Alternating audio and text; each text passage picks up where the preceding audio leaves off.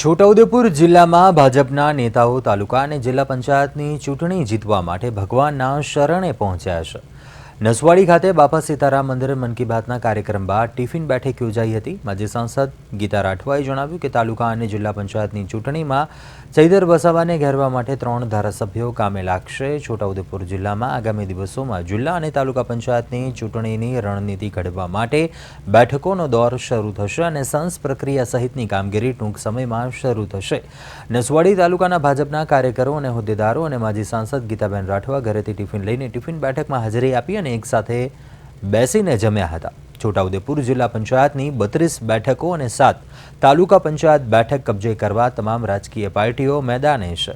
આજ રોજ નસવાડી મંડળ ખાતે બાપા સીતારામના પટાંગણમાં માન્ય મોદી સાહેબની મન કી બાત ટિફિન કે સાથ આજની આ બેઠક હતી। સારો ઉમેદવાર હશે એને ભારતીય જનતા પાર્ટીના કાર્યકર્તાઓ જીતીને એ તાલુકા પંચાયત અને જિલ્લા પંચાયતમાં બેસાડશે અને આગામી દિવસોમાં ખૂબ સારો અમારા જિલ્લાનો વિકાસ થાય એવી હું આશા રાખું છું। ચેતર વસાવાને કેવી રીતના રોકશો? તમે કીધું હતું કે એને આવવા નહીં દેવો, તો આગળની રણનીતિ કેવી છે જિલ્લા પંચાયત તાલુકા પંચાયત? ચેતર વસાવા ડેડિયાપાડાના ધારાસભ્ય છે।